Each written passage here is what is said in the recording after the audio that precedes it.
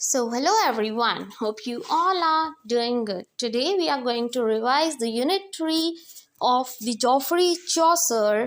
ठीक है, तो उसमें जैसे हमने किया था कैंटरबरी टेल्स में हमने यूनिट 1 भी रिवाइज कर लिया था, यूनिट 2 भी रिवाइज कर लिया था. ठीक है, now come with the third unit. और थर्ड यूनिट में Wife of Bath as a character of pivotal importance. जो चौसर थे उन्होंने सारी कैंटरबरी टेल के बारे में तो बताया. ठीक है जी, उसको एस्टेट सटायर भी बोला जाता है, ये भी हमने रीड आउट किया. जो चौसर थे उनको फादर ऑफ ब्रिटिश पोएट्री भी बोला जाता है. ठीक है जी, ये सब चीज़ें हम ऑलरेडी डिस्कस कर चुके हैं. एज ऑफ द चौसर भी हमने डिस्कस किया. फिर जो चौसर थे उन्होंने ना एक करेक्टर था जो बहुत ज़्यादा अलग था, वाइफ ऑफ बाथ का करेक्टर. ठीक है, और उसको क्यों दिखाया गया, उस करेक्टर के बारे में चौसर ने क्यों लिखा. ठीक है, वो सब चीज़ें क्वेश्चन आपको पेपर में पूछे जाते हैं. तो वाइफ ऑफ बाथ का जो एक करेक्टर स्केच है ना, ये आपको 10 मार्क्स में डायरेक्ट आता है, बिकॉज इसके करेक्टर स्केच में ही आपको अपने क्वेश्चन का आंसर मिल जाता है हमेशा. ठीक है, so let's start with the Wife of Bath as a character of pivotal importance. कि चौसर के लिए ये जो करेक्टर है वाइफ ऑफ बाथ, ये क्यों इम्पोर्टेंट था. ठीक है, तो इसको पॉइंट्स जो हाईलाइट कर रखे हैं उसके अकॉर्डिंग आप लर्न करोगे तो इजीली आपको एक एक पॉइंट समझ आ जाएगा. एक तरह से ये करेक्टर स्केच ही है वाइफ ऑफ बाथ का, एंड इन द एंड आपको कंक्लूजन में अपना आंसर मिल जाएगा कि क्यों वाइफ ऑफ बाथ को डिस्क्राइब किया था चौसर ने. Right, so let's start first with the introduction. Chaucer in the Canterbury Tales give a brief description of 30 pilgrims going to the pilgrimage. जैसे कि जो चौसर है उन्होंने अपने कैंटरबरी टेल्स में जो 30 पिलग्रिम्स हैं, वो 30 पीपल्स जो थे जो पिलग्रिमेज पे जा रहे थे माथा टेकने के लिए, all are from the different backgrounds and have different personality. सभी की पर्सनैलिटी अलग थी, सभी का बैकग्राउंड अलग था, कोई अलग क्लास से बिलोंग करता था. जैसे 3 एस्टेट सटायर की हमने बात की, 3 क्लासेस में डिवाइडेड थे जितने भी वो पीपल्स थे. ठीक है जी, एक कॉमन पीपल्स थे, एक हमारे पास क्लर्जीज थे, और एक royal people that is nobility class को बिलोंग करते थे. राइट, सबकी अपनी अपनी अलग पर्सनैलिटी थी. ये इंट्रोडक्शन में आप थोड़ा सा बता दोगे. देन फिर हम वाइफ ऑफ बाथ के बैकग्राउंड पे आएंगे. एक्चुअल में वाइफ ऑफ बाथ जो है ना, उसका रियल नेम जो है वो है एलिसॉन. ठीक है, वो बहुत ही रिच है, वेल्दी वुमेन है, 5 बार वो मैरिज कर चुकी है, वो बहुत ही इंडिपेंडेंट और स्किल्ड है. सीमस्ट्रेस बाय प्रोफेशन, मतलब वो सिलाई बुनाई का काम करती थी, ये उसका काम था, उसका प्रोफेशन था जो मेन. ठीक है, उसके बैकग्राउंड पहले आप डिस्कस करोगे. फिर वाइफ ऑफ बाथ का सोशल स्टेटस आप बताओगे. एक्चुअल में ये पॉइंट्स लिखने इसलिए ज़रूरी हैं क्योंकि इसमें आप वाइफ ऑफ बाथ का एक तरह से करेक्टर स्केच बता रहे हो जो चौसर ने अपनी तरफ से बताया है. ठीक है जी, सोशल स्टेटस की बात करेंगे कि वो एक क्लॉथ मेकर है, मिडल एज्ड वुमेन है, बहुत ही स्किल्ड है, रिच है, एंड लव टू ट्रेवल. उनको ट्रेवलिंग का बहुत ज़्यादा शौक था वाइफ ऑफ बाथ को. ठीक है, वैसे तो ये क्वेश्चन पहले भी मैं डिस्कस कर चुकी हूँ, बट अभी ये रिविजन है तो फटाफट से हम करेंगे इसको. ठीक है, फिर थर्ड पॉइंट आप हाईलाइट कर दोगे marital experience, marriage experience wife of Bath का. वाइफ ऑफ बाथ बहुत ज़्यादा एक्सपीरियंस थी बिकॉज 5 बार वो मैरिज कर चुकी थी एंड 6th बार मैरिज करने के लिए वो रेडी हो गई थी. ठीक है, फिर उन्होंने कोट भी दिया था. अगर आप कोट लिखोगे ना तो आपको मतलब एक एडिशनल मार्क्स भी मिल सकता है कि yes you know the quotes. ठीक है, said by that particular person.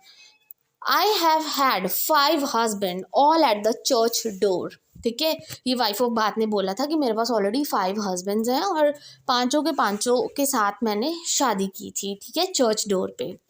Then उनकी फिजिकल अपीयरेंस की बात करेंगे कि कैसी थी वो दिखने में वाइफ ऑफ बाथ. तो वाइफ ऑफ बाथ के टीथ्स में गैप था.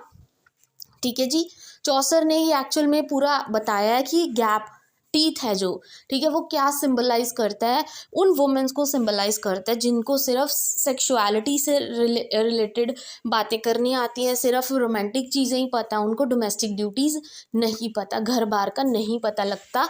उन वुमेन्स के टीथ में गैप होता है. ठीक है, और उसको सिर्फ एक कान से सुनता था, deaf in the either ear, dressed expensive clothes, बहुत ही महंगे महंगे कपड़े पहनती थी Wife of Bath, obsessed with the sex. ठीक है, बहुत ही शेमलेस लेडी थी, बहुत ही मटीरियलिस्टिक और ईगोइस्टिक लेडी थी, उसको सिर्फ मटीरियलिस्टिक चीज़ों से ज़्यादा प्यार था. ठीक है, उसने 5 बार इसीलिए शादी की थी क्योंकि जो उनके हस्बैंड्स थे कि जो प्रॉपर्टी है उस पर कब्जा करना चाहती थी, वाइफ ऑफ बाथ, राइट। वो कहती थी कि जो पुराने ज़माने की लेडीज़ होती थी, वुमेन्स होती थी, वो सारा दिन अपने पतियों के पीछे पीछे उनके प्यार के लिए घूमती रहती थी।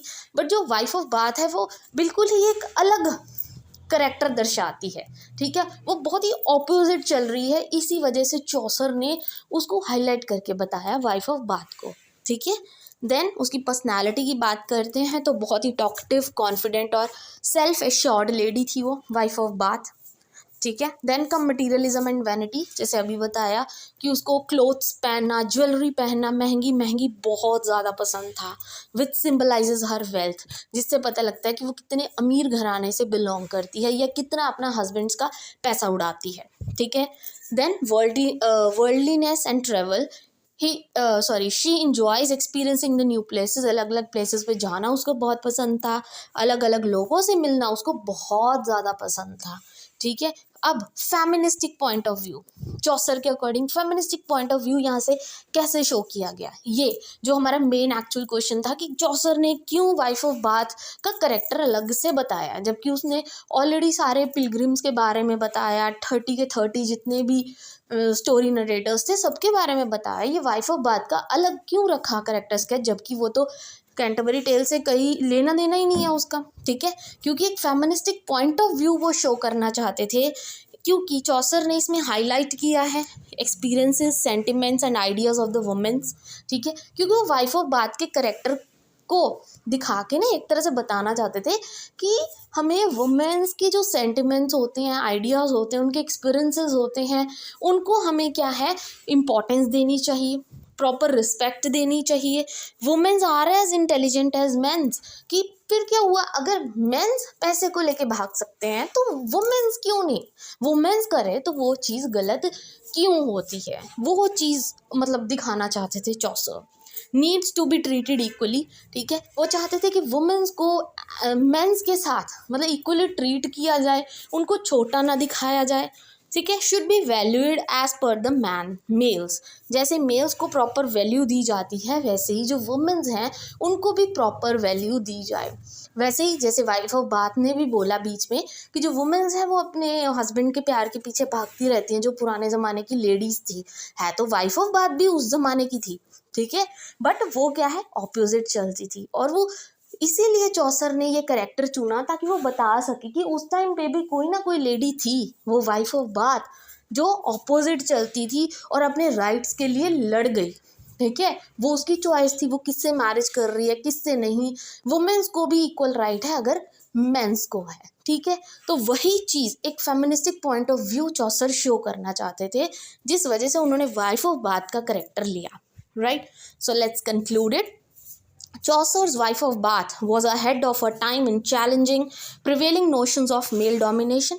जैसे अभी बताया कि उस टाइम पे जो लेडीज होती थी वो तो बड़ा घूंघट पहन के घूमती थी, ठीक है, ये सब चीज़ें थी। बट जो वाइफ ऑफ बाथ है वो बिल्कुल अलग थी, ठीक है। वो चैलेंज कर रही थी मेल डोमिनेशन को कि मैं क्यों दबू किसी के आगे, मैं क्यों करूं ऐसा, मैं भी उनके बराबर करूंगी, ठीक है। असर्टिंग हर ओन राइट्स, कि कैसे वो अपने राइट्स के लिए, ठीक है, 5 शादियां तक कर गई। And reflecting traditional notions of femininity, कि फीमेल्स हैं वो भी इक्वली इंपॉर्टेंट होती हैं, यही चीज़ वाइफ ऑफ चौसर का करेक्टर बताता है।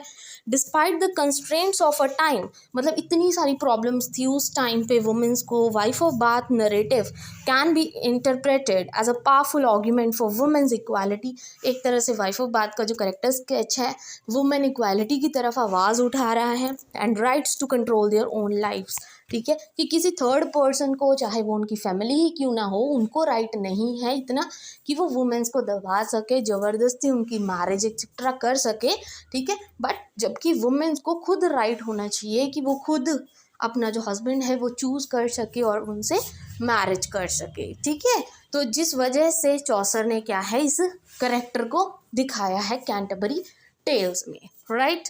And I hope this question is clear to you. अच्छे से आपको क्लियर हो गया होगा कि अगर ये क्वेश्चन आएगा पक्का आएगा, बिकॉज वाइफ ऑफ बाथ अलग करेक्टर है, 10 मार्क्स में ये क्वेश्चन डायरेक्ट पूछा जाता है, ठीक है जी। तो इसको अच्छे से कर लेना। And I hope this video is useful for you. Video अच्छी लगी हो please keep motivating, please don't forget to like and subscribe my channel. Thank you very much.